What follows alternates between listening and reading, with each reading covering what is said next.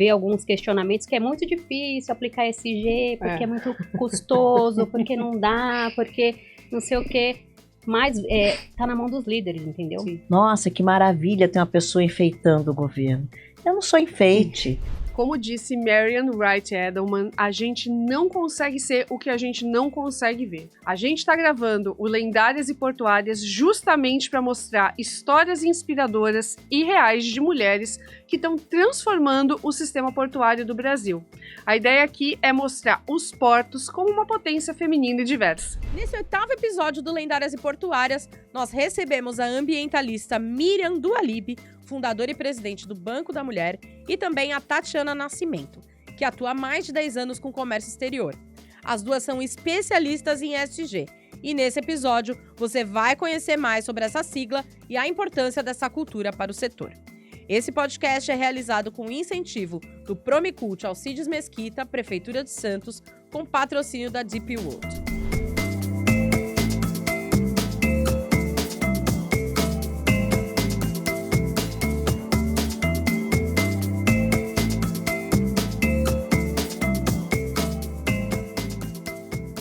No YouTube, gente, tem um documentário onde a Karina Royas, que é conferente do Porto de Santos, fala o seguinte. Ela diz: eles me dizem, os homens que trabalham com ela, ai, Karina, você queria o quê? É só seu rostinho que passa ali. Somos todos cinza, tudo igual. Você chama atenção. Queria o quê? A Karina disse o seguinte: eu queria ser igual a vocês. Eu queria ser cinza. E eu pergunto para as nossas convidadas hoje: vocês queriam ser cinza também, meninas? Não, eu não queria ser cinza. Eu queria que as pessoas respeitassem as diferentes cores.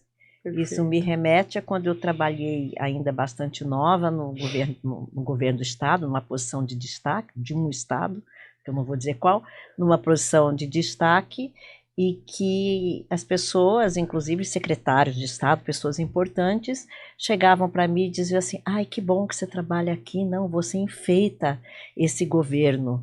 Nossa, que maravilha ter uma pessoa enfeitando o governo. Eu não sou enfeite, né? Então, acho que as cores, todas as cores de todas as pessoas tinham que ser respeitadas de uma forma muito similar, muito séria, né? Muito séria, porque todo mundo está ali para trabalhar, seja no porto, seja no governo, seja na universidade, seja numa empresa, numa grande empresa, não é? Seja na rua, seja na escola, não importa as diferentes cores, os diferentes gêneros, todos deveriam ser respeitados. Perfeito. E você, Tati? Toda colorida Toda aqui colorida, hoje. não posso querer ser cinza, né? Também acho que tem que ser respeitado. Hoje eu também tenho me interessado bastante por essas questões de como a liderança pode trazer para o ambiente do Comex, né, do ambiente corporativo, a parte da diversidade, né? O que a gente pode fazer. Eu penso até que as mulheres que têm também aquela uma liderança mais de cuidado, né? Perfeito. Enxergar né? Ter essa proximidade, enxergar dentro do ecossistema, né? Toda essa diversidade e né? E por que não colorir, né? Exatamente. E você falou uma coisa, né? O cuidado, né? Acho que 2023 é um ano muito marcante para as mulheres, né? A gente tem a Cláudia Goldin ganhando o Nobel, né? Na área de economia, falando justamente sobre a questão da economia do cuidado, né? Que tem tudo a ver com liderança, que tem tudo a ver com gênero, né? Eu também não queria ser cinza, não, gente. Acho que eu expresso isso há muito tempo na minha vida. E meninas, queria ouvir de vocês, assim, quem são vocês? De uma forma muito breve, assim, eu sei que vocês têm currículos aí gigantes, porque eu olhei o LinkedIn das duas, né? A gente dá aquela fuçada antes de gravar. Quem é você, Tati? Bom, eu trabalho numa empresa de comércio exterior desde 2002. Comecei lá, né, nos primeiros cargos aí, como auxiliar, né, sempre fiquei no departamento financeiro, mas mesmo tendo esses anos todos na mesma empresa, eu consegui explorar, né, o meu desenvolvimento, né, em áreas da qualidade e sempre evoluindo, né, e desenvolvendo um pouco da liderança, né. Sou uma mãe que lá atrás, né, falando um pouco, pegando o gancho, né, como eu cheguei nesse cargo de liderança, mas através de perseverança mesmo, explorando a questão do desenvolvimento, do estudo. Eu sempre gostei muito de estudar.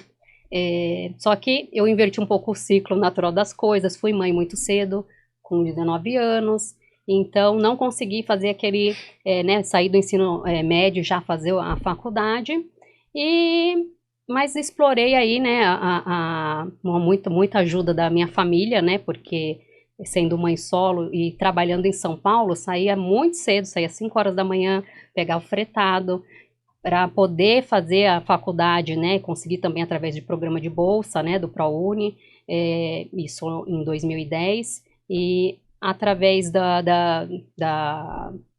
pegando esse, né, esse gancho aí da parte do tempo de deslocamento, como foi difícil a questão de estudar, trabalhar em São Paulo, volta direto para a faculdade, chega em casa quase meia-noite, então essa questão, ainda tem que cuidar do bebê, cuidar né? do bebê, então eu sou muito grata pela minha família que me apoiou nisso, e foi através mesmo da dedicação e do estudo que eu consegui chegar aí nos cargos de liderança. Você tem um filho? Um filho. Perfeito. E você, Miriam do Alibi?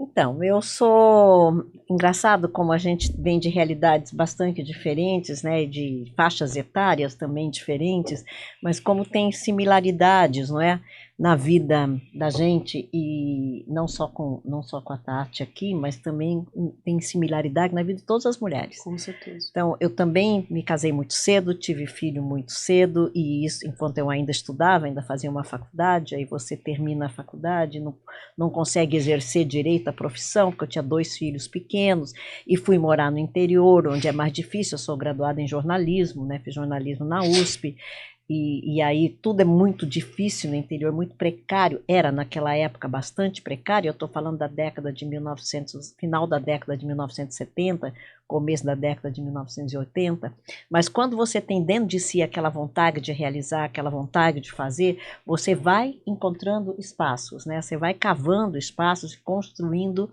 cenários onde você pode ser protagonista, né? Que é isso que a gente quer. E eu fui encontrando espaço, montei uma revista, depois trabalhei em televisão, trabalhei em rádio, e depois eu saí dessa área de jornalismo, mas sempre estudando muito, sempre gostei muito de estudar, e à medida que os filhos iam crescendo, eu fui para uma outra área. Imagine vocês, eu fui ser presidente de um banco, que era o Banco da Mulher, porque eu sempre fui muito ligada às causas da mulher.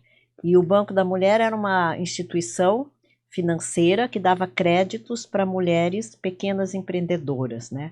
Eu fiquei impressionada com isso, porque foi em 92, né? 92. Quem falava de políticas afirmativas em 92, né? Já tinha a década de 1980, foi a década da ONU da mulher, e o Banco da Mulher foi criado, era um banco internacional, justamente para quebrar esse preconceito de que mulher não podia pedir crédito. Para você ter uma ideia, aqui no Brasil, a mulher, para ter empréstimo no banco, ela precisava ter o aval ou do pai, se fosse solteira, ou do marido, se fosse casado. Cartão de crédito só em 77, né? Aí você imagine o sofrimento que era essa mulher que queria montar o seu pequeno negócio, queria tocar a sua vida, muitas vezes para se libertar de um casamento ruim, e precisava depender do marido. Então o Banco da Mulher foi assim um alento na vida de muitas mulheres aqui no Brasil, porque a gente fazia os empréstimos, e a gente não só fazia os empréstimos a juros subsidiados, que na época era dificílimo, mas a gente conseguia, porque tinha apoio internacional, mas também a gente dava assistência técnica e assistência de gestão, o que fazia uma baita diferença. E, enfim, enquanto eu fiquei no Banco da Mulher, eu me aproximei muito dessa questão do trabalho, de geração de trabalho e renda, né? E aí, com o tempo, eu passei a colocar mais coisas nesse trabalho, que era o trabalho de geração de trabalho e renda, né? Mas que fossem ambientalmente sustentáveis. Aí eu comecei a me dedicar à questão do meio ambiente. Na década de 1990, em 1992, exatamente, teve a Eco 92, Sim. que foi a maior conferência de meio ambiente e sustentabilidade que já houve, né? Até hoje não houve nenhuma que superasse em importância, e a partir daí eu comecei a me aproximar cada vez mais dos temas ambientais, socioambientais, trazendo para o tema ambiental a visão social, que era muito forte em mim, né, em toda a minha trajetória, e a visão econômica, mas a econômica, não essa economia capitalista, excludente, não, uma economia inclusiva, né? E a partir daí eu fui para o Instituto Ecoar para a Cidadania, que eu presido até hoje, que é uma organização que tem 31 anos trabalhando com projetos socioambientais. E eu estou lá até hoje, nessa trajetória. É uma história incrível. E eu nem comecei a contar ainda, se eu começar vocês vão ver. A gente vai ter um tempo aqui para... Mas eu estou lá até hoje, no Instituto Ecoar. E Miriam, eu queria voltar, né, porque assim, eu em 92 eu era uma criança, né, eu nasci em 82, né, e assim, a minha noção, o meu letramento de gênero, né, se for pensar, ele ocorreu depois da metade da minha vida, né, assim, por isso que eu brinquei, né, assim, cara, em 92, em 2002, mesmo em 2002, se a gente pegar décadas, né, eu começo a olhar a questão do letramento de gênero em 2012, eu vejo essa curvinha subindo, então, por que eu falei isso? Porque talvez não tivesse nas massas, né, essa conversa não tivesse dominando, talvez, né, imprensa,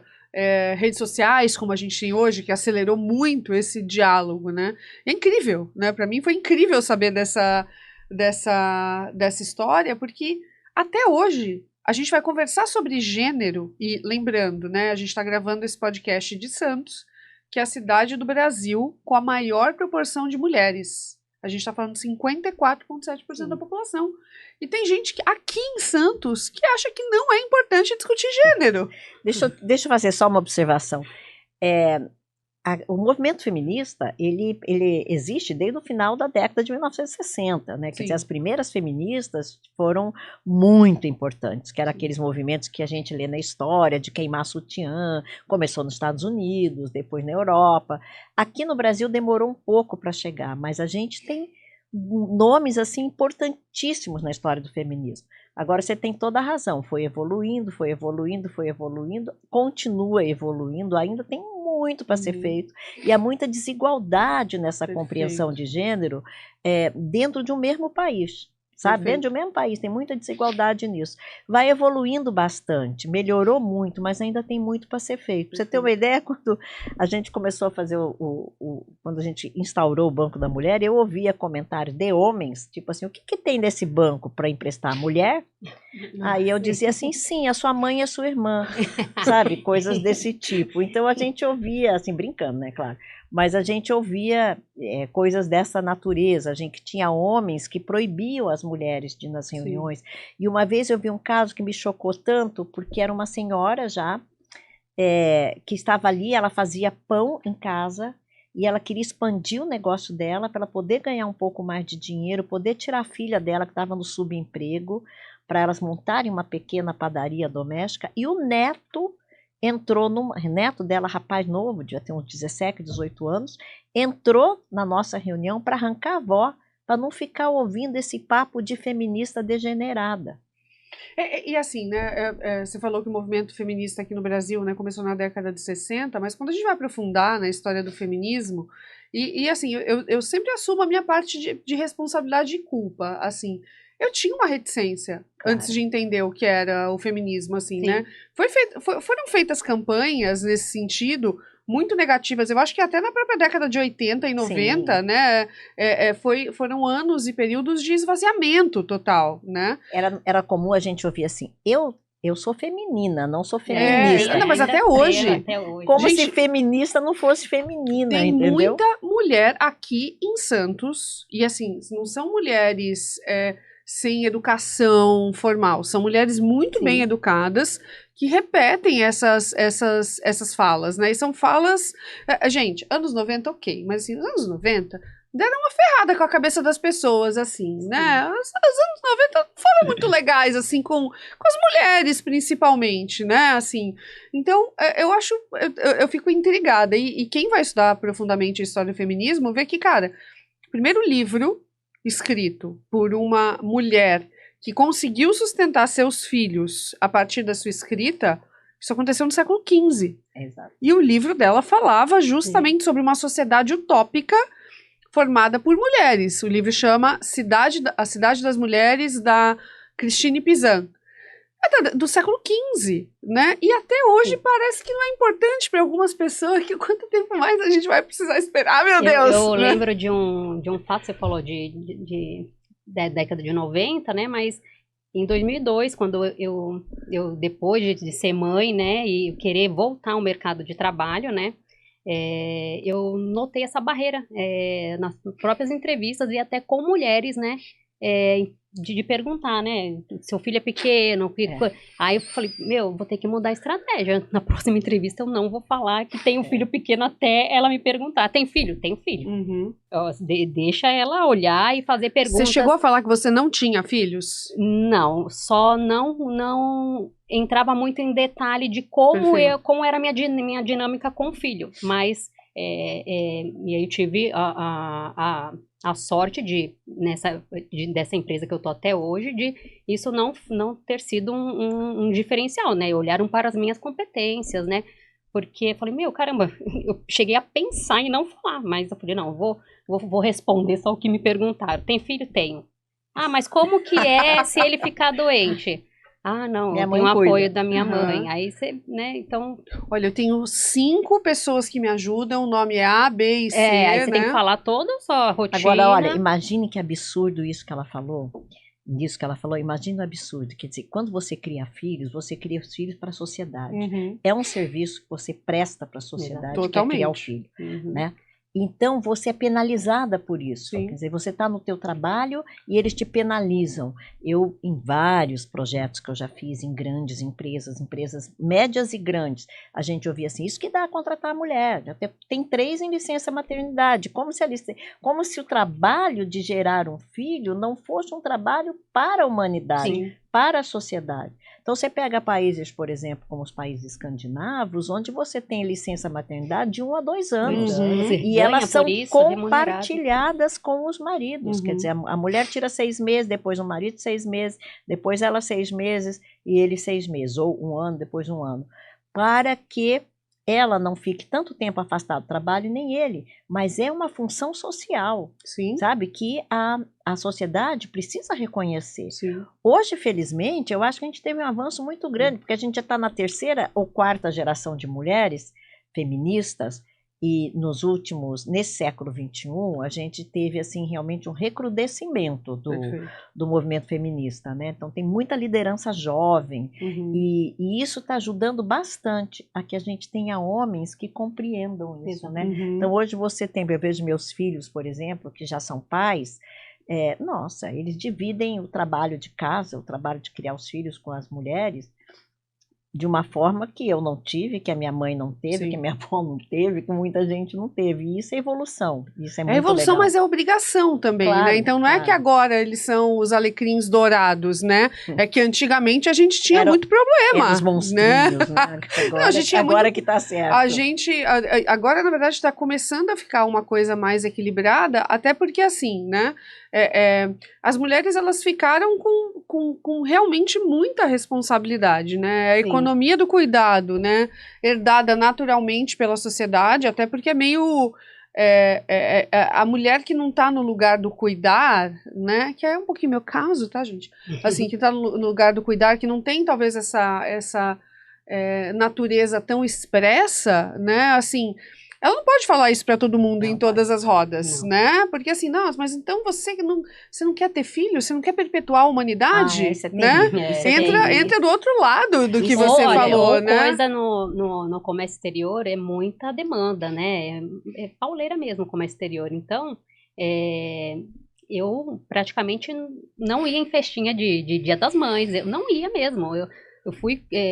pediatra, quem tinha mais contato era a minha mãe, então eu escolhia mesmo, né, porque você não tinha como sair, né, ao mesmo tempo que você é julgada por sair para poder exercer essa parte da maternidade, você também é julgada porque não exerceu essa parte da maternidade. Mas esse é um erro que as empresas cometem, sabe? As empresas mais modernas não podem continuar com esse mesmo tipo de equívoco, né?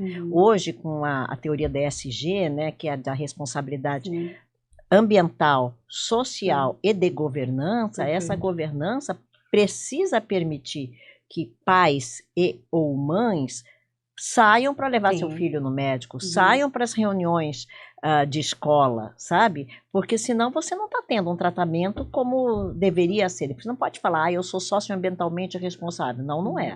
Eu tenho uma governança correta. Não, não tem. Né? A gente dá muita assessoria para empresa, grandes empresas e empresas médias, e que a gente se depara com isso. E quando você faz o diagnóstico e mostra, eles até se assustam. Mas eu tenho que fazer isso também? Tem. Claro que tem. E que são métricas de impacto que têm que ganhar espaço, né? Ao mesmo tempo das métricas comerciais, eu acho que as de impacto, eu estou bem, assim, feliz de estar com você, porque eu estou estudando ESG, né? MBA e ESG. Fazem aí pouco tempo, mas tem me abrilhantado muito e eu quero, né, poder levar para a empresa, né? E, de repente, começando medindo, né, que nem quantidade de mulheres ou quantidade de pessoas que moram na periferia, e tentar entender a dificuldade de chegar até o trabalho, porque muitas pessoas são eliminadas no processo seletivo porque moram na periferia ou porque... Né? No caso, a gente conversando sobre mulheres. Você trabalhou anos no fretado, né? Sim. Essa é uma pergunta que eu sempre me faço, né? Santos precisa, né? Essa é uma grande tese, né? Que eu pessoalmente tenho, né? Como é que a gente faz para reter o talento, né? O nosso capital social, o nosso capital intelectual aqui no território? Porque se a gente não desenvolve isso, né? As pessoas vão para o fretado, né? Exceto quem trabalha no porto, né? Quem trabalha no porto tem muita oportunidade, né? Quem decide seguir uma carreira no porto aqui em Santos, pô, maravilhoso. Mas quem decide outras carreiras, né? Muitas vezes acaba vivendo o que a gente chama de vida de fretado. Aí eu fico pensando assim, tantas empresas, bancos, grandes empresas de tecnologia têm milhares de funcionários e colaboradores, né? Da Baixada Santista, mas querem obrigar essas pessoas a irem todos os dias para o escritório. Que ESG é esse que obriga as pessoas a ficarem 2 horas no trânsito para ir e, com sorte, 2 para voltar? Isso não é ESG. E olha, veja, agora, então, isso se agravou muito. Esse parâmetro, esse critério do ESG, de locomoção, se agravou muito porque nós estamos em plena época de aquecimento global e mudanças climáticas. Exatamente. E este é um item que precisa ser considerado por todas as empresas. Exatamente. E esse traslado de grandes distâncias, você precisa calcular qual é a emissão de carbono do seu funcionário, e isso entra na conta da empresa. Então, outra métrica bacana, né? Exato. Muito legal. E hoje, assim, o home office resolve em partes isso. O home office resolve. Então, e o desenvolvimento também. Eu consegui fazer 2 pós-graduações depois da pandemia. Sim. Porque... chega 10 horas da noite, às vezes em casa, você tá morta, você não consegue. Né? Você tem flexibilidade. Então você tem toda uma gama de profissões dentro da empresa que podem ser feitas em home office e que podem diminuir, né, servir para ser métrica também, além da qualidade de vida, além da pessoa poder conviver com a família, educar melhor os seus filhos, né? Se alimentar melhor nessa crise que a gente está de obesidade, de problemas alimentares. Tudo isso, mas ainda por cima, contribuir para mitigar a emissão de gás de efeito estufa. E assim, eu vejo, voltando a essa coisa do tempo de qualidade com a família, né? Isso tem um impacto a longo prazo que talvez a gente não consiga encaixar em métrica, né? Mas assim, quem tem filhos pequenos e consegue passar muito tempo com esses filhos pequenos educando, faz diferença, né? Ou se faz. É meta a longo prazo. Na pandemia, que o meu filho, ele estava na fase de entrar no mercado de trabalho, e eu podendo estar trabalhando em casa, e ele vendo, eu conseguindo passar algumas coisas do ambiente corporativo, tal, como para mim já foi enriquecedor, foi bem na hora que ele estava, falei, filho, como que você vai fazer entrevista, apoiar, porque... senão, eu acho que eu não teria essa proximidade, né? Teria essa distância que eu tive ainda. Mesmo ele grande. A pandemia poderia ser, ou pode ser ainda, um grande divisor de águas no processo civilizatório, né? Porque a gente deveria ter aprendido muito mais com a pandemia. Deveria, né? Por exemplo, o quanto é importante a gente ter tempo para estudar, o quanto é importante ter tempo para a família, o quanto é importante fazer o seu próprio alimento, o alimento mais saudável, comer em casa, se locomover menos, ter né? hobbies, né? Ter ler, pets, ler, né? Poder assistir uma série, assistir um filme, ler, etc. e tal. Então, isso realmente fez diferença agora.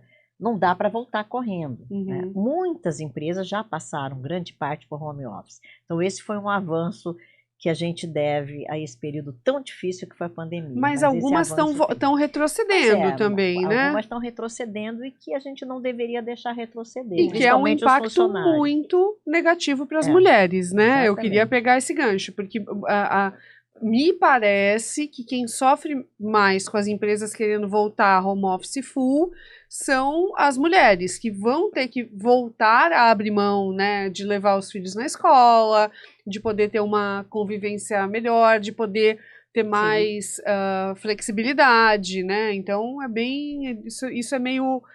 parece assim, né? A gente avança, né? Mas parece... E para cortar isso é ruim, né? Porque as mães que foram, né, mães aí perto da pandemia, que os filhos já, né, nasceram e já estão convivendo com esse ritmo, corta isso. É que, na verdade, tem muita diferença, né? Quer dizer, dependendo da empresa, dependendo da situação, dependendo da cidade, dependendo do país, isso muda muito. Existem muitas empresas que ainda permanecem, pelo menos parte do tempo, em home office. Também ficar o tempo todo em home office tem um outro lado, que é ruim, totalmente. Porque você não tem a troca, né? Você não tem o diálogo, você não tem a proximidade com o teu colega, que você não tem aquela aprendizagem do ambiente de trabalho. E você não se abre para o que a gente chama de serendipidade, né? Que são esses encontros, esses acasos fortuitos que ensinam muito para a gente e geram muitas oportunidades econômicas para as mulheres. Então, na verdade, a gente tem que ser flexível, sabe? A sociedade e as empresas precisam ser mais flexíveis, né? Se a gente olhar como é que a natureza funciona, né? Eu que venho dessa área de ambiente, de ecologia, a natureza funciona sempre com muita, né? Os ecossistemas, sistemas naturais, são muito flexíveis. Quanto mais flexíveis ele é, mais resiliente ele é. Então, se você tem sistemas muito rígidos, não funciona mais. É simples. Não tem espaço mais, né? Não tem mais. Eu tenho estudado bastante em SG a liderança. E falam muito da ambiguidade, né? De você ter essa liderança e que... Flexível, né? Assim. É basicamente tratar como adulto, né? Porque, assim, tem uma frase muito boa, que eu não lembro exatamente o nome do autor, mas ele fala que o Brasil é um país em busca de um pai, né? Assim, então, a gente fica o tempo inteiro esperando aquela... liderança autoritária, me diz o que eu faço, né, assim, porque isso salva muita energia, não fala o que eu tenho que fazer agora, né, assim. Cômodo, né? É cômodo e no fim das contas você acaba economizando uma energia de pensamento, mas ao mesmo tempo perdendo essa flexibilidade que é tão importante para a gente se desenvolver como ser humano, né, e como sociedade. Porque parece que as pessoas dizem assim, se eu deixar ela fazer, principalmente em relação à mulher, se eu deixar ela mais solta, entre aspas, ela vai ficar cuidando de filho, ela vai ficar fazendo isso, ela vai ficar olhando revistinha, internet. Não é verdade. As pessoas têm a sua responsabilidade, você tem que trabalhar com a questão da responsabilidade. Eu me lembro que, desde que eu comecei, enfim, a gente começou o Instituto Ecoar, a gente sempre diz isso, olha, você tem que fazer isso, ponto. Quando, como, de que maneira, a responsabilidade é sua. Se você é preparado para desempenhar isso, você vai achar um jeito de desempenhar. Isso sempre deu muito certo. Sem dizer se tem que chegar a tal hora, tem que ir embora a tal hora, sabe? Isso é uma coisa absolutamente superada. Até porque eu duvido que quem trabalha 8 horas por dia passa 8 horas trabalhando. Não, já tem dados. Não, de jeito nenhum. Eu brinquei com essa história de o Brasil é um país em busca de um pai, né? Só que eu falo assim... Nunca vai ser em busca de uma mãe, né? Porque a mãe tá ali, sempre presente, né? Assim, muito menos improvável que ela abandone, né? E, Tati, eu queria resgatar aqui alguns dados da empresa que você trabalha, né? Que vocês têm quase 500 colaboradores e 61% é mulher, né? Muito legal isso. Legal. E que no quadro de gestores, né, já se inverte um pouquinho, né? 60% é homem, né? Imagino que você esteja aí estudando também para entender como equilibrar esses números, assim. E como é isso, Tati? Assim, isso foi natural, a empresa fez política afirmativa, acabou acontecendo, porque... você falou, você fez várias entrevistas e foi contratada há 20, desde 2003, né? Sim. 2002, na verdade? 2002, por uma empresa que lá atrás, de novo, onde esses movimentos afirmativos estavam talvez no começo, né? E a empresa te contratou. Você acha que a empresa já tinha essa cabeça? Foi algo natural? Tem fundadora mulher? Como é que é? É uma empresa familiar, mas lá atrás o número era bem maior de líderes e colaboradores homens, né? Então, isso durante o tempo foi, né, na parte de colaborador foi revertendo, e na liderança a empresa ela abre espaço, né, não existe barreiras para você, né, se desenvolver e alcançar cargo de liderança. E essas mulheres que estão aí nesse número também, né, eles tentam desenvolver suas equipes para que também, né, sigam caminhos e possam chegar. E é isso que eu tento também, estudando ESG, para poder, né, coletar tudo que tem aí na metodologia, para que esses números no meu departamento também são mais mulheres do que homens, né?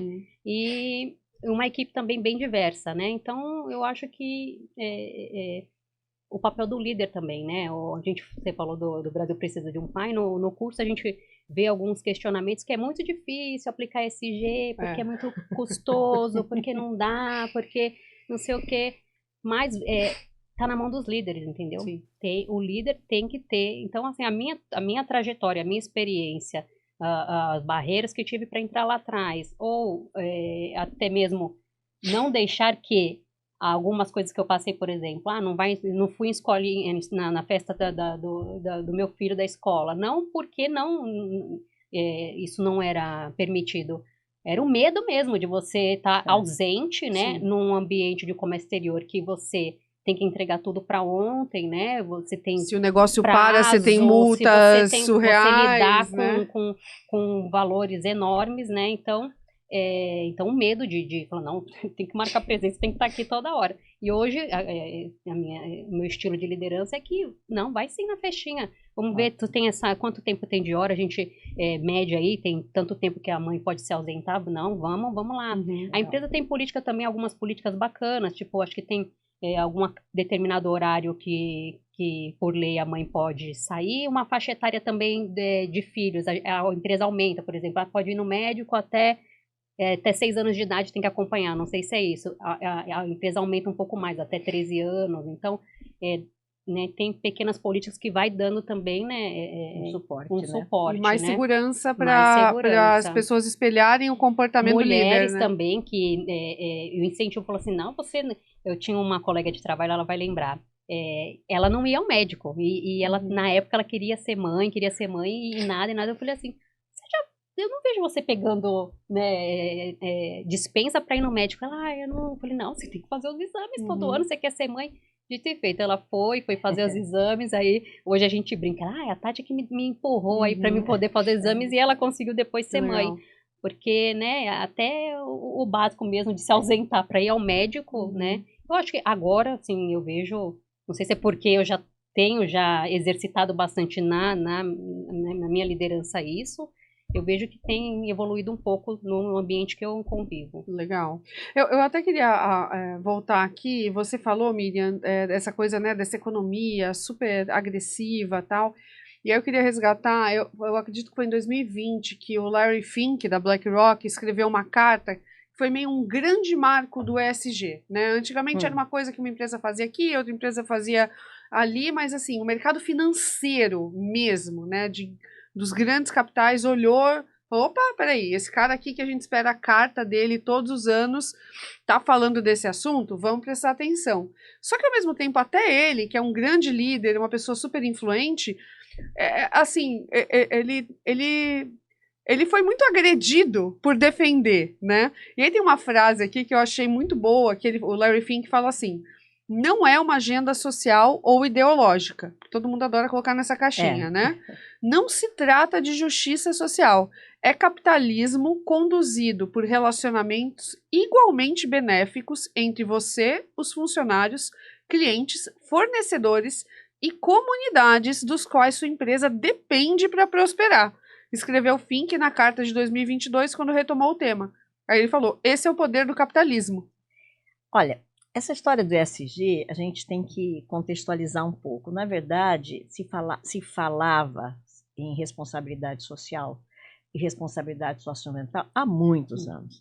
Aqui mesmo no Brasil, por volta de 2001, 2002, já existia o Instituto Ethos. Uhum. O Instituto Ethos trabalhava exatamente, tinha métricas, tinha parâmetros, e tinha como sócios do Instituto Ethos mais das 1000 maiores empresas no Brasil.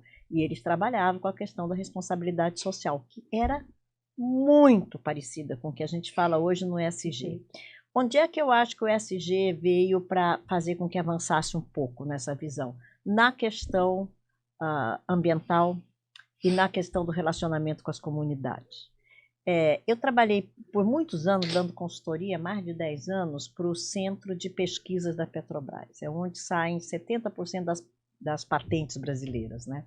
E esse centro de pesquisas é no Rio de Janeiro, na Ilha do Governador, ao lado da Universidade Federal do Rio de Janeiro, que é espetacular, né, o FRJ, mas também ao lado do Complexo da Maré, que é o maior complexo de favelas da América do Sul.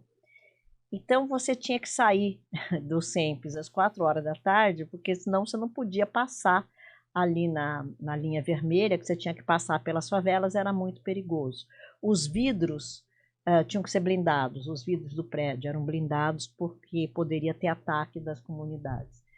E nós, quando fomos trabalhar lá, a gente foi para criar os índices, não os indicadores, mas princípios diretrizes de sustentabilidade para os SEMPES, que depois seriam espraiados para toda a empresa, né? A Petrobras é aquela coisa enorme que você sabe. A gente começou a trabalhar aqui e a primeira coisa que a gente se deparou foi, bom, vocês não estão inseridos na comunidade, nem a comunidade está inserida aqui. Então, como é que você tem um centro de excelência no meio de uma comunidade imensa de pessoas que tem N necessidades que não são supridas, né? E você quer viver em paz e harmonicamente? Não dá, não dá. Isso é um exercício que não adianta fazer porque não vai dar certo, né? Então aí a gente começou a trabalhar para que houvesse mais relacionamento de ambas as partes e que as pessoas da comunidade vissem o SEMPES como alguma coisa de positivo dentro da comunidade. Melhorou muito a relação. Claro que ali você tem um monte de problemas, tem tráfico de drogas, e aí não dá nem para conversar, né? Porque não dá para negociar com o traficante, não dá para nada disso. Mas a comunidade em si passou a participar mais, inclusive os jovens, né? Os jovens de comunidade, os jovens de periferia que podem sim, né, visitar essas empresas, conhecer os centros de tecnologia, os centros de ciência, serem estimulados a estudar. Não adianta uma empresa ter só um projeto externo. Então, eu vou lá, financio um projeto na favela XYZ, na comunidade tal, né, e pronto. Não, isso daí não é incluir. Incluir é diferente. Incluir é eu fazer essa relação para que essas pessoas possam visitar o meu centro de pesquisa, as pessoas possam ver o que é feito aqui, possam ser convidadas para estagiar aqui, né? Na hora que você faz isso, você muda a relação. E aí você começa realmente a ter uma integração da empresa com a comunidade. Nós trabalhamos, por exemplo, com uma empresa de papel, uma das grandes papeleiras do Brasil, que tinha o mesmo problema com as comunidades, porque tem resíduo, tem odores, tem coisas difíceis para a comunidade que está ao lado da empresa. Então, se a comunidade precisa ser beneficiada, não adianta eu ir lá e patrocinar uma escola. Não, eu preciso fazer um trabalho maior, né? Um trabalho de inclusão, um trabalho de relacionamento dos dois lados. Quando isso é feito, isso está no ESG. É o tripé da sustentabilidade, né? Pessoas, planeta e profit. Quando você faz isso no ESG, quando você pensa na comunidade e na governança, hoje muitos têm programa de voluntariado para trabalhar nas comunidades, muitas empresas, aí você começa realmente a mudar um pouquinho esse planeta. E você falou um negócio muito, muito legal, né? Que é o tripé da sustentabilidade, que é planeta, pessoas e profit, que é lucro, né? Eu ouvi recentemente, num evento que eu fui, de inovação em cidades, que a gente tem que olhar esse tripé agora como pessoas, planeta e place, né? Que é lugar. Porque quando a gente olha o place, que é o que você está falando, a gente indiretamente já acelera os lucros, né? Sim. Então é uma discussão do olhar local, né, que é muito importante. E o desenvolvimento local. Né? O desenvolvimento local sustentável é fundamental para qualquer iniciativa que você faz. Porque, de novo, Você não pode ser um oásis no meio do deserto. Não dá. Perfeito. Entendeu? Porque no deserto, entre aspas, tem gente. E tem muita gente ali sofrendo. Perfeito. Sabe? Você não pode ter um lugar de excelência e como se fosse um gueto, entendeu? E ao redor tudo errado. Não pode. E o gueto, né? O pessoal ouve essa palavra gueto. Existem guetos de milionários também, né? Super importante a gente lembrar disso, um né? empreendimento aqui em São Paulo que as pessoas se orgulhavam de dizer assim, eu vou morar é um empreendimento muito grande, e dizer assim, não, mas ali é maravilhoso, o apartamento custa uma fortuna, mas também assim, você não precisa sair de lá, porque você tem o prédio de apartamento, você tem um shopping center super sofisticado e você tem um prédio de escritórios maravilhosos e você transita de um para outro e mais toda a coisa do lazer, né? Todas as amenities todas, aí você transita tudo sem sair para fora. Eu falei, legal, é um gueto. É um pensamento tão horrível. Você não vive a cidade. Você não vive a cidade, você não vai ocupar a cidade, nada, né? Nada. O Antônio Napoli, né? Que é um cara incrível, né? Que fala muito de estratégia e lugares e visão de longo prazo. Ele fala assim, cara, se você não ocupa a cidade, ela deixa de ser sua, né? Ela deixa de ser nossa, né? E eu queria puxar um outro dado aqui, né? Porque a gente, enfim, tá falando muito de ESG e etc. Mas, né? A relação porto-cidade, né, que a gente tem, né, e cidades e mulheres, né, assim, para mim tem a cidade que é boa para mulheres é boa para todo mundo, né, e se o porto for bom para empregabilidade feminina, né, a gente tá tentando no podcast, né, e nos episódios desmistificar um pouco isso, né, então, assim, vocês acham que a gente está no momento onde a gente está praticando de fato ESG? Ou a gente ainda está naquele momento meio greenwashing, assim, falando muito de ESG, levantando muito, gerando muita conversa, mas ao mesmo tempo, na prática, a gente ainda está longe? Sei que é uma pergunta polêmica e uma pergunta desafiadora, né? Mas a gente precisa trazer isso para cá, gente. O greenwashing é uma realidade, né? A gente, enquanto entidade ambientalista, por muitas vezes, a gente já foi consultado, tipo assim, olha, dá para... a gente quer lançar semente de helicóptero, de avião, não lançar semente de avião, isso é uma loucura, né? Olha, a gente quer fazer não sei o que, não dá, porque isso é greenwashing a gente não faz.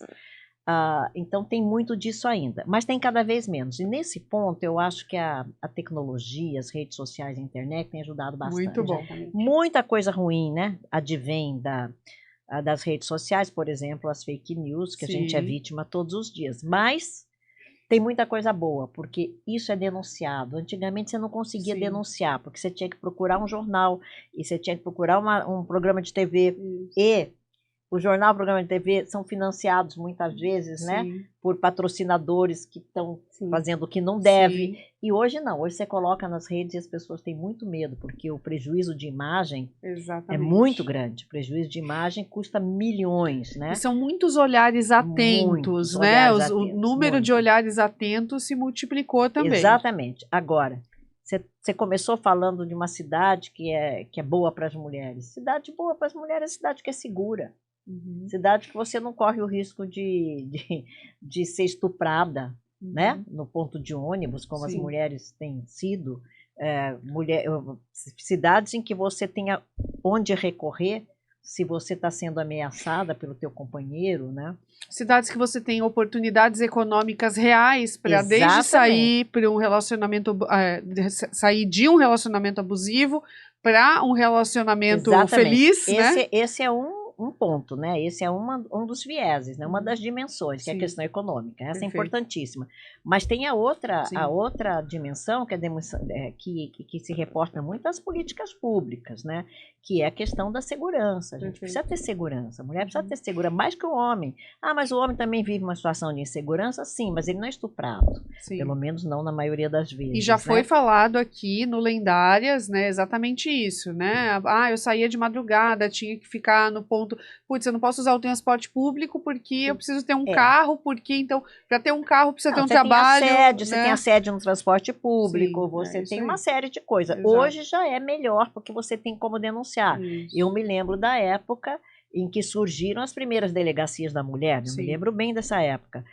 Até então, as mulheres não denunciavam estupros e abusos, porque chegava lá o delegado e dizia assim, também, né? Quem mandou você usar essa roupa? Exatamente. Né? E assim, Quem mandou você estar nesse lugar a essa hora? vamos pensar que a lei de importunação sexual é de 2018, É um absurdo né? isso. Gente, 2018 foi ontem, Ontem. né? Ontem. É ontem.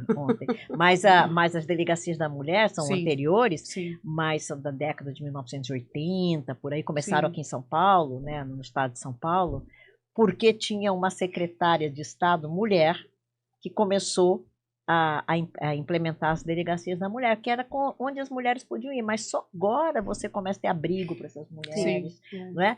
E a denúncia nas empresas? Está aqui a Tati, que trabalha numa grande empresa. Como é que você faz para Sim. denunciar assédio em Sim. empresa? Sim. Né? Porque tem muito. Sim. Como é que você faz para denunciar? Antigamente você denunciava na ouvidoria e ficava por isso Sim. mesmo, né? Então não sei Sim. como é que é agora. Eu vejo que na parte de Comex, né, os próprios importadores já estão fazendo com que as práticas de ESG sejam exercidas por toda a cadeia, né, pelas partes interessadas, pelos stakeholders. E recentemente a gente teve auditoria, né, de um dos importadores e que ele abordou todo esse tripé aí, né, e se não é uma coisa que não está sendo praticada, não tem como não praticar daqui para frente, senão realmente você não vai fazer parte desse... Ou seja, o cliente cobrando cliente fazendo que... auditoria nos despachantes, nas comissárias de despacho, já com as práticas do ESG, né? Então foi assim, foi uma primeira auditoria nossa, para mim foi quando eu decidi, eu falei, vou fazer o MBA em ESG, porque eu quero aprender, eu quero estar mais preparada, eu vi que coisas assim que passavam desapercebidos, tipo, olha, tem que ter uma copa adequada aqui, vocês tem funcionário que traz marmita, outro não, vamos adequar a copa. Então, eu achei muito bacana. E coisas que não precisa estar tão longe, no curso também discutem muito que é muito difícil essa prática, custo e tudo mais, mas são pequenas coisas, né? Você não precisa, você pode, vai caminhando, vai implantando. É um caminho, você vai implantando e vai fazendo, e vai compreendendo. Eu trabalhei também numa assessoria para uma grande empresa, e eles estavam lidando naquela época com a questão dos resíduos, né? E é complicado, porque as pessoas têm preguiça, né? Imagina, não vou fazer isso com o descarte correto, não sei. Aí nós pegamos e levamos os principais dirigentes daquela empresa para visitar uma cooperativa de catadores, né? E para ver como é que era um centro de coleta, um centro de prensagem, ouvir os catadores, o que eles fazem. Mudou completamente a relação deles com os resíduos, porque eles perceberam. Então, às vezes, não é que a pessoa é insensível, ela não conhece. Tem muita gente, por exemplo, na cidade de São Paulo, que conhece Paris, conhece Londres, não conhece a periferia. Aqui em Nunca Santos foi para a periferia, não tem ideia, Sim. sabe? Tem gente que acha que jogou o resíduo ali pro serviço público levar, aquilo sumiu, sabe? Não sabe. E também as pessoas não fazem as conexões. Esse é um dos grandes problemas que nós, na questão ambiental, trabalhamos muito. Eu estava até conversando com a Raquel antes disso. As pessoas não fazem as conexões entre as suas atitudes, o seu modo de vida e as mudanças ambientais globais. Não fazem. Porque muitas vezes elas não querem se responsabilizar, né? E esquecer, beleza, né? Essa coisa que você falou, né? As pessoas não conhecem. Você precisa, para você falar minimamente de ESG, você precisa estar disposto a conhecer outras realidades, né? E aqui em Santos tem uma coisa incrível, né? Que muita gente não sabe que a maior favela de palafitas da América Latina fica aqui. Então são pessoas que viajam, conhecem o mundo, né? Mas não conhecem a vizinhança. E pior, né? Eu cresci ouvindo, né? Especialmente pegando esse recorte ambiental, que o lixo que a gente vê na praia, né, é o lixo dos turistas. E aí criava meio uma coisa de guerra de classe, sabe assim, não, são esses farofeiros que vêm aqui e deixam o lixo. As pessoas da classe média, né, não se ligam que é um lixo... É um lixo doméstico que vem das palafitas, né, e para na praia, porque as pessoas estão numa condição de vulnerabilidade que não tem coleta de lixo, né? Então você não faz o link, Não. né? E Mas você vê lá tem uma muito- margarina da década de 80, você fala assim, não é possível que alguém tenha vindo fazer um piquenique na praia com um pó de margarina da década de 80, né? Eu fui para a Indonésia em 2018 e tinha resto de tudo que é mundo, né? Sim. De todo lugar do país tinha lá o shampoo da Coreia, o shampoo. Mas aí são as migrações dos É, resíduos, né, mas pelo é mar. muito É lixo. louco, é muito Ou usar países de depósito de lixo, né? Muito, Que como a moda usa, acho que lá o Chile, né? Tem umas coisas no mundo que tem você uns fala assim, containers aí gente meio do céu. bombásticos, Nem né? Não, você... Não, mas é o que eu digo, sabe? Não é o SG que vai corrigir o mundo, não vai. O que vai fazer com que a gente consiga ter um planeta mais sustentável, um modo de vida mais sustentável, é mudar o nosso jeito de ser e estar no mundo. Dentre os atores estão as empresas, que são atores muito importantes, Importantíssimos. porque tem poder econômico, né? Então o ESG ajuda bastante. Mas também você tem que olhar a sociedade civil, você tem que olhar os governos, você tem que olhar as comunidades, você tem que olhar as comunidades tradicionais, enfim, é uma série de atores, né, que precisam ser mobilizados. Uhum. E já, a boa notícia é que tem muita coisa boa sendo feita. Sim, É que a gente só vê o lado sim. mais difícil, Sim. né? Porque é esse que a gente precisa trabalhar com Sim. ele para ele melhorar. Sim. Mas tem muita coisa boa, tem muita Sim. iniciativa boa. E a Porque gente o professor desenvolveu. falou no curso para esse rapaz, tá? Falou, não, a liderança também parte da positividade também, Claro. porque tem isso, ele citou um exemplo, falou, poxa, se ele citou um exemplo de um escritor, ou um rapaz que ele também formou em gestão lá da Bahia. Ele falou, olha, se o baiano usasse toda a criatividade dele, não só para arte, mas para outras áreas, ia ser o Vale do Silício lá na Bahia, Uhum. porque o povo muito criativo, né? Muito. E que tem que explorar, né? E tem soluções incríveis, por exemplo, para a questão ambiental, para a questão das mudanças climáticas, por exemplo, que estão nas comunidades indígenas, que estão nas comunidades quilombolas, que sempre, do mundo todo, não só do Brasil, sabe, que sempre preservaram a natureza, que entendiam o fluxo, né, das águas, a importância das matas, e na cuidavam. ocasião, foi feito um questionamento que isso era só coisa do primeiro mundo, né? Que isso, essas práticas é muito impossível aqui no Brasil, né? Foi onde ele citou, né? Que não tem quilombolas, tem a cultura do povo baiano que são muito criativos. E tem, o Brasil, você- por exemplo, tem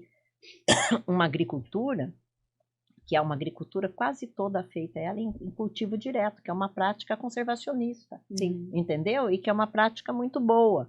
Por outro lado, tem queimadas de ocupação ilegal de terras. Então você tem os dois lados, né? Os dois lados quase que em conflito para ver quem vence, se é o bem ou o mal. E a gente está a fim de que seja o bem.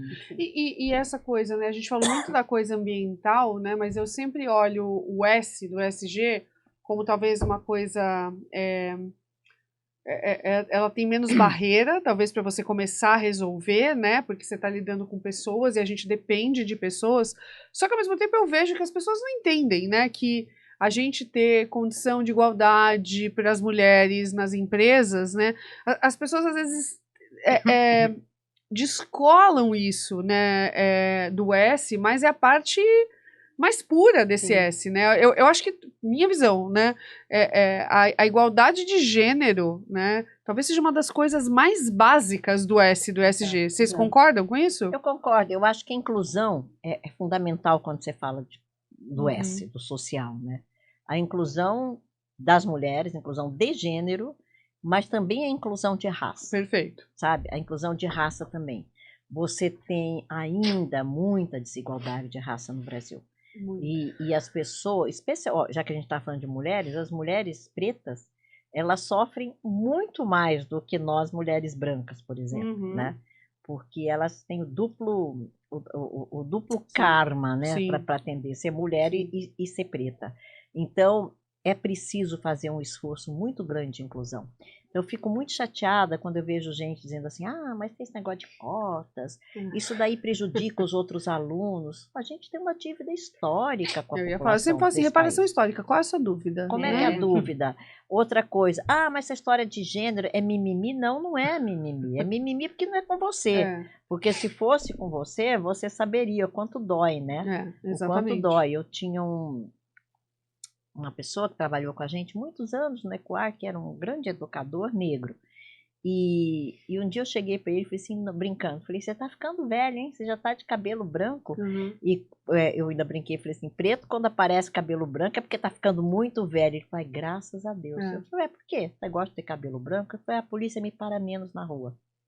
Olha que coisa, né? Sabe, aqui não é possível que você não se sensibilize com isso. Exatamente. Quer dizer, a pessoa gostar de ficar mais velha para ser menos importunado pela polícia. É a mesma coisa da mulher que gosta de ficar mais velha para ter menos assédio na empresa, menos assédio no transporte público, menos assédio na rua. Exatamente isso. E assim, essa coisa da mulher preta, né? Se a gente for olhar, né, a questão do porto, né? Eu sempre falo isso e as pessoas não gostam muito de ouvir, né? Você olha aquelas imagens dos eventos incríveis do porto, onde está a alta liderança, onde está o grande poder do porto, né? Cara, você só vê homem branco 45 mais, né? Assim, é muito ainda mais difícil. Agora na gestão que tá todo a parte de TI tá muito forte, né? Então por isso que incentivar a mulherada a programar, a se envolver com tecnologia para poder. Exatamente. E as mulheres negras estão na outra ponta disso, né? Porque elas também ficam elas atendem muitas vezes as mulheres brancas que foram lá, trabalham, quiseram desenvolver uma carreira, como as principais responsáveis pela economia do cuidado, que para elas é dupla ou tripla, né? Elas cuidam dos filhos das mulheres brancas, dos próprios filhos, da comunidade ao redor, né? Então, precisa ter essa consciência, galera. Deixa eu olhar. Teve uma empresa, que eu também não vou citar o nome, aqui no Brasil, uma empresa grande, que teve uma iniciativa que eu achei sensacional. Eu falei, isso é ir para além do ESG, né? Porque eles queriam ter oportunidades iguais para brancos e pretos nos cargos de gerência. Só que eles não tinham, eles passaram essa diretriz para o RH, só que não tinha concorrente em número suficiente, sabe, pretos. Por que não tinha? Porque não tinha o preparo, porque... Enfim, por todas as deficiências, né, que a sociedade brasileira tem em igualdade e inclusão. E aí eles passaram a promover um curso de gerenciamento, de aperfeiçoamento para candidatos pretos, para que eles pudessem estar participando das seleções. Sabe? Eu achei isso sensacional. Eu vi um caso muito interessante de 2 bancos concorrentes que, assim, mercadologicamente, eles eram muito rivais, assim, mercadologicamente, mas os 2 perceberam, os 2 bancos gigantes, multinacionais, perceberam que eles não tinham pessoas pretas dentro das multinacionais ali. E por quê? Porque não tinha gente para inglês. Inglês. A barreira do inglês, né? E a gente tem no Brasil hoje 3% das pessoas que falam e talvez fluente 1 ou 2%. Eles pegaram, desenvolveram um programa afirmativo, os 2 bancos colocando dinheiro para formar por 2 anos só universitários pretos para que eles tivessem chance de concorrer às vagas na multinacional. Isso é inclusão. Isso é inclusão. Isso é você abrir mão, né, de uma disputa mercadológica econômica para pensar o que podemos fazer juntos pela sociedade, né? E quando você faz isso com recorte de gênero, né, com recorte racial, a gente não pode esquecer das pessoas com deficiência também, né, que é outra coisa, né? Agora você vê essa campanha que começou no mundo depois daquele episódio trágico, né, da morte daquele negro americano, Black Lives Matter. Vidas negras importam, houve uma mudança muito grande no mundo todo. O Black Lives vem antes, né? Que ele realmente ganhou uma proporção gigante depois. Com a morte dele, do George, né? Isso. Mas aqui no Brasil a gente observa uma mudança muito grande, vocês que são da área de comunicação, nas redes de TV. Então, por exemplo, agora começou a ter mulheres pretas e homens pretos protagonistas de novelas de Sim. horário nobre. Sim. Os anúncios também, os anúncios eram praticamente, né, as propagandas na TV, nos outdoors, era praticamente gente branca. Marcas de beleza, gente. Eu trabalhei para várias marcas de beleza. É sensacional. Assim, eu acho que era isso só foi gringo nas avanço, campanhas. Foi um grande Sim. avanço. Mas assim, aí eu tenho uma E as crítica. pessoas vão se acostumando a ver É essa claro, figura, Exato. porque claro. já tive que corrigir ou puxar a orelha de pessoas vendo uma jornalista negra e falando, mas e esse cabelo dela? Eu falei, ela tá fazendo uma reportagem, você tem que prestar atenção na reportagem. Por que você tá preocupada com o cabelo, né? Não, Assim. e o cabelo das pessoas de raça negra é um cabelo diferenciado. Sim. E tem a sua beleza. Por que ele tem que ser Não, igual? né? Por que ele tem que ser Porque igual a ao gente é cabelo branco? educado pro padrão europeu. Europeu, ainda ser igual do europeu, não é nem do nosso. Exato, né? a gente é europeu. educado pro padrão eurocêntrico, né? Então, pegando assim, um pouquinho do gancho também da parte da inclusão, eu não poderia estar exercendo esse cargo de liderança se eu não tivesse a oportunidade de estar me formando na época que um gestor meu estava para se aposentar, então nem concorreria ao cargo se eu não tivesse o ensino superior. Perfeito. Então, através da bolsa, do ProUni, exato, né? E de tudo que eu comentei de trabalhar em São Paulo com criança e direto de São Paulo para a faculdade, foi que eu consegui, porque eu nem concorreria à vaga. Políticas Eu não públicas concorreria a exatamente, essa de vaga. inclusão. É. Isso são Exatamente. políticas públicas de inclusão. E precisa, o Brasil importantíssimas. precisa, gente. A gente fica falando, né? Essa galera que vai falando, cota vai tirar bolsa, a chance. é. Gente, vai tirar mesmo, Bolsa, que bom. Bolsa Família, a pessoa precisa se alimentar. Quando as pessoas falam do Bolsa Família, eu falo assim, gente, você sabe qual é o maior índice? O maior gasto que existe em qualquer país, e no Brasil também, é com o sistema público de saúde. E 40% das internações no sistema público de saúde são doenças de veiculação hídrica, quer dizer, doenças que vêm por causa de água contaminada, por causa de esgoto, etc. E por deficiência nutricional. E a deficiência nutricional, os 5 primeiros anos, não recupera depois. Não recupera para a inteligência, Sim. para o desenvolvimento cognitivo. Sim. Então, se você consegue fazer com que essas pessoas recebam um recurso que lhes permita comer melhor e viver melhor, você está ganhando, você está economizando muito dinheiro na outra ponta. Exatamente. Então precisa saber fazer conta, sabe? Fazer conexão, né? Nem todo mundo sabe. Nem todo mundo sabe, exatamente. Você falou uma coisa incrível agora, Miriam. Eu sempre falo assim, cara, o trabalho que a gente faz aqui no Juicy Hub, né?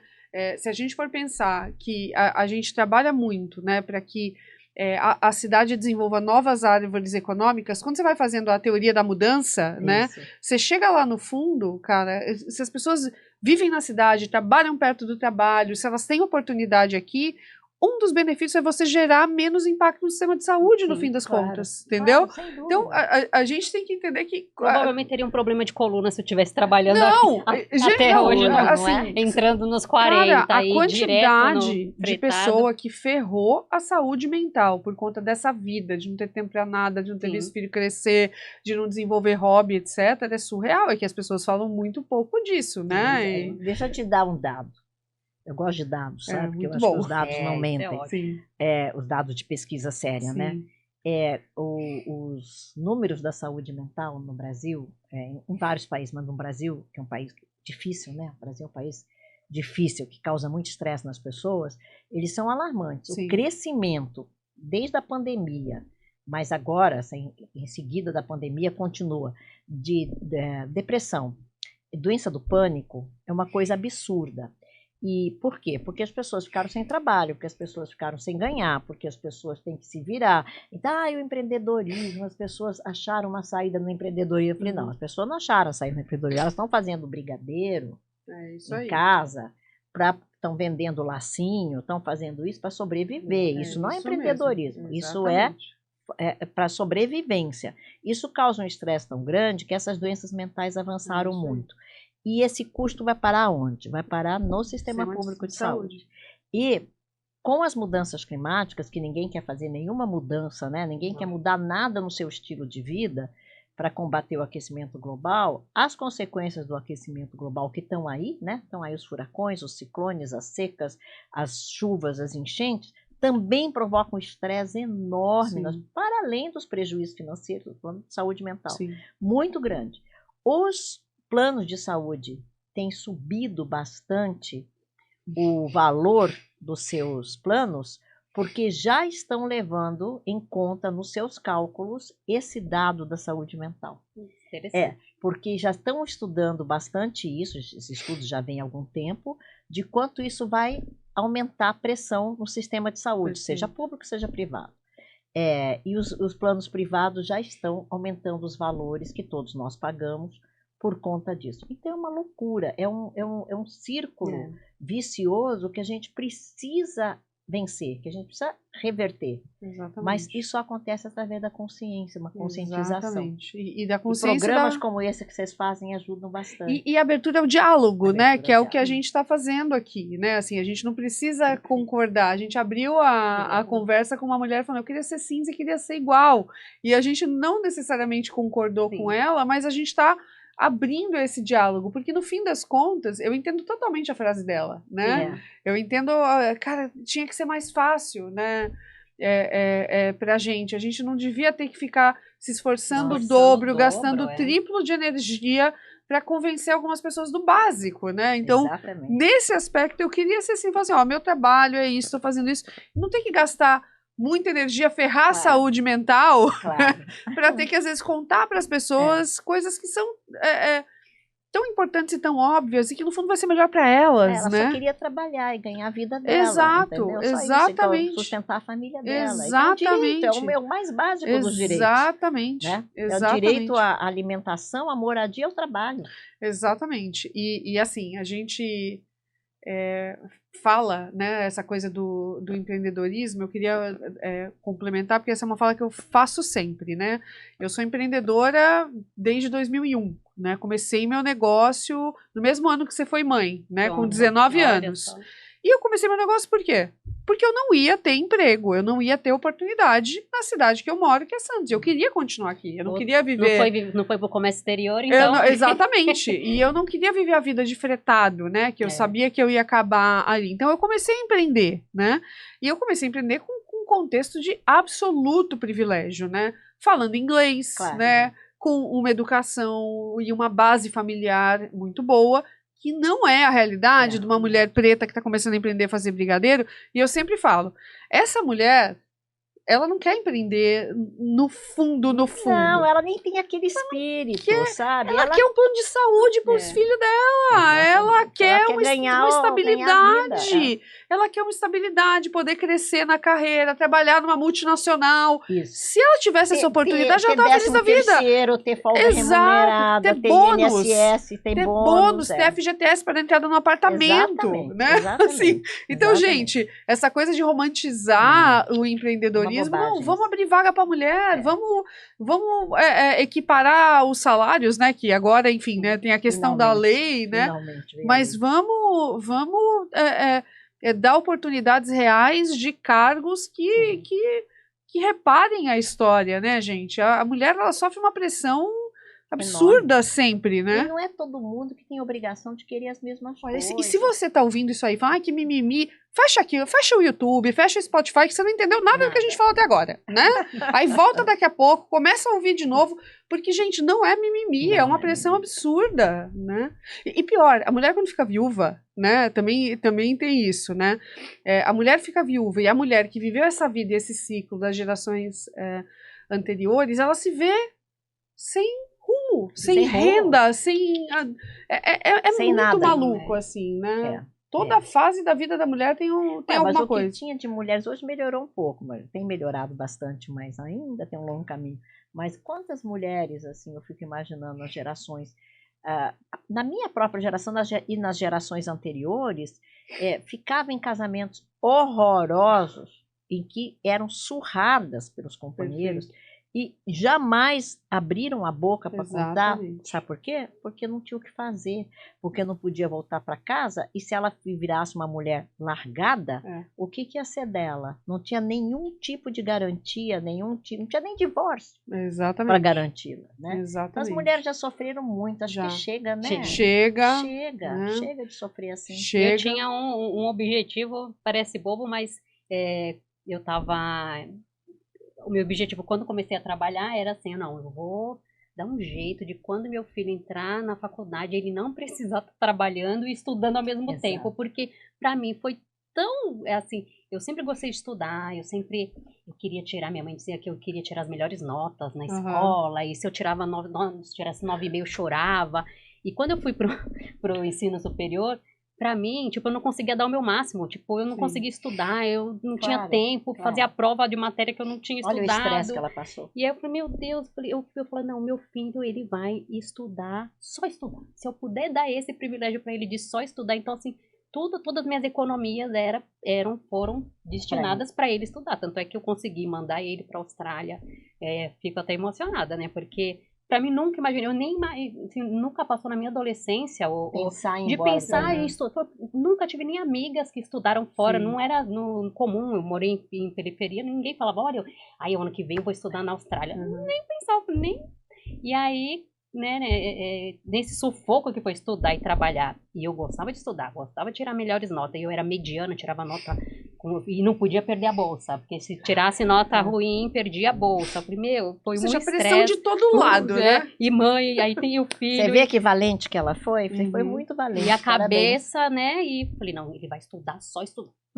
E Tati, eu não sei se você falou, né, a palavra superação, mas eu acho que não é aquela história de superação única, se a gente for pensar num país que a gente tem muitas Tatis, né? Assim, tem muita gente tem assim. muitas Tatis, né? E olha, muitas. eu sempre digo que a mudança grande, não sou eu só que digo, são vários estudiosos, a mudança de paradigma necessária para a gente continuar a nossa caminhada enquanto espécie nesse planeta, ela vem das periferias. Ela não vem das sociedades centrais. Com certeza. Ela vem dos países periféricos e das pessoas das periferias dos países periféricos.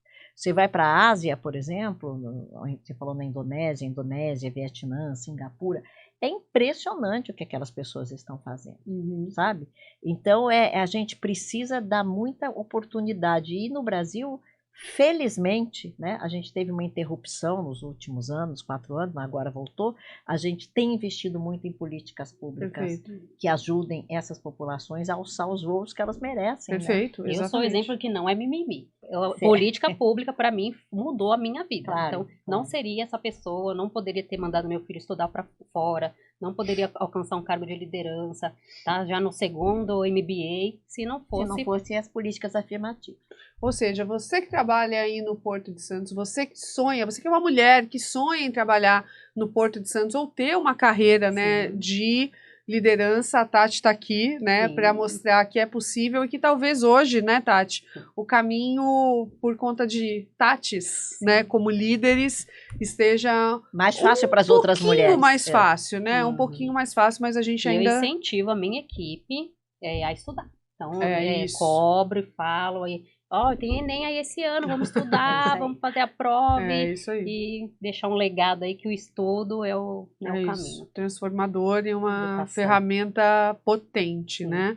Falamos muito aqui, né, sobre igualdade de gênero, falamos muito de ESG, falamos muito aí dessa fase que a gente está e eu quero agradecer demais, meninas, mas dizer que não acabou, porque temos aqui uma convidada virtual que quer fazer uma pergunta pra gente. Opa, podemos rodar? Podemos. Legal. Olá, meu nome é Ana Lúcia Ruiz Goulart, eu sou natural de Rio Grande, uma cidade que é localizada no litoral sul do estado do Rio Grande do Sul e que também é conhecido por ser uma cidade portuária.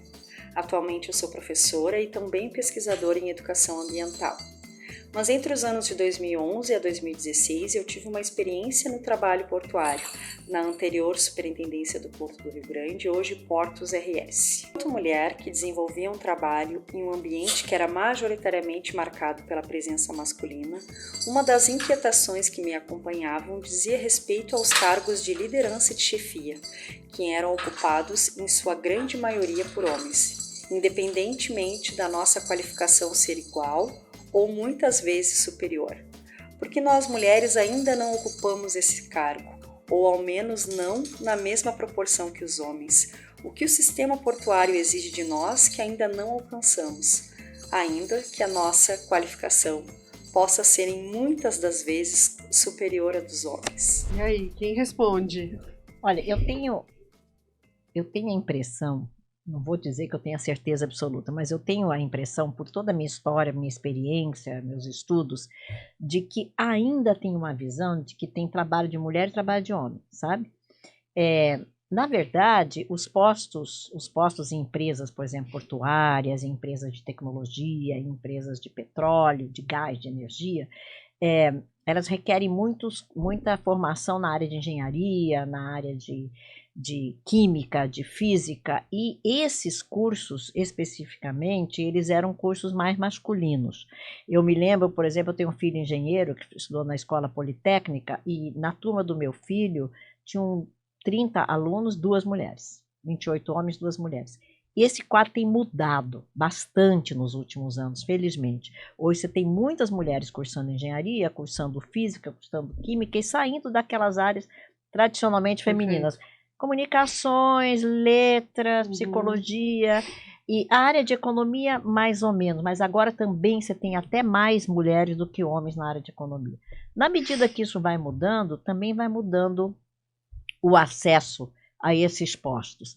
Agora, de novo, eu acho que essas empresas ditas masculinas, elas deviam fazer políticas afirmativas para terem mais mulheres. Só vai ter um equilíbrio de gênero se tiver política afirmativa, senão não vai ter. E ter um outro olhar, né? Um olhar de que uma mulher é sim capaz de fazer trabalhos desde o campo, desde o chão do porto, né? Digamos assim, no chão da fábrica, porque hoje não precisa mais força física, tem muita tecnologia, né? Então você pode ter a mulher ali dirigindo um guindaste, essas coisas. Que já vimos vários exemplos aqui durante o Lendárias. E como nos cargos de gestão, né? Perfeito. E quando você tem mulheres no cargo de gestão, quase sempre você tem uma visão que nem a da Tati, de puxar outras mulheres. Então, eu acho que precisa dar uma forçadinha para mudar isso. Eu tenho uma resposta muito curta para dar, assim, né? Que eu acho que tem muito. Eu acho que a confiança das mulheres é muito minada ao longo da vida, né?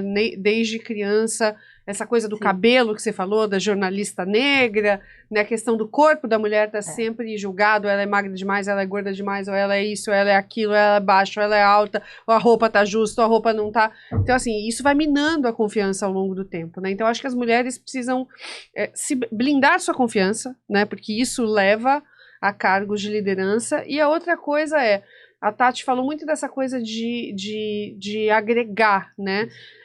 Só que entender que as mulheres, elas podem ter outro perfil, que é um perfil mais agentic, né? É um perfil mais assertivo, é um perfil mais direto, né? É a gente abrir espaço para entender que essas mulheres não são, ela é fria, ela é bruxa, ela é, né? Que mulheres que têm um perfil mais direto, elas ganham esses adjetivos.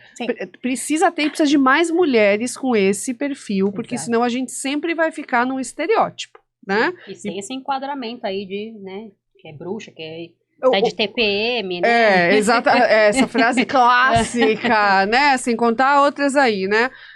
Assim, mas para mim a questão do ESG também, o social, passa a treinar e capacitar as outras pessoas que estão nas empresas para quebrar todos os vieses possíveis, raciais, de gênero e etc. Sim, isso mesmo. Partindo do princípio, como ela colocou, já de que mulheres já preparadas para um cargo e que realmente não conseguem ocupar, eu acho que cabe aí também, né, abrir, como a Miriam falou, abrir, porque elas podem sim ser caminhoneira, tem cargos que, mesmo operacional, mas que hoje tem ligado a muita tecnologia, os controles são todos automatizados. E, né, talvez muitas não chegaram no cargo de liderança porque muitas Tatis ficaram aí nas barreiras. Né? Mas vão chegar. Mas Agora tem que forçar, viu? Porque eu vou dizer uma coisa para você. Do alto da minha experiência e da minha idade, eu posso dizer para você que eu nunca vi nenhuma conquista, nenhuma evolução em matéria de gênero, de raça, de direitos humanos, vir por decreto de governos ou porque uma empresa resolveu ser boazinha. Nunca. Não tem na história. Todas as conquistas foram feitas pela população, por movimentos populares. Seja a questão do voto feminino, seja a questão dos negros, seja a questão dos indígenas, é a luta por direitos.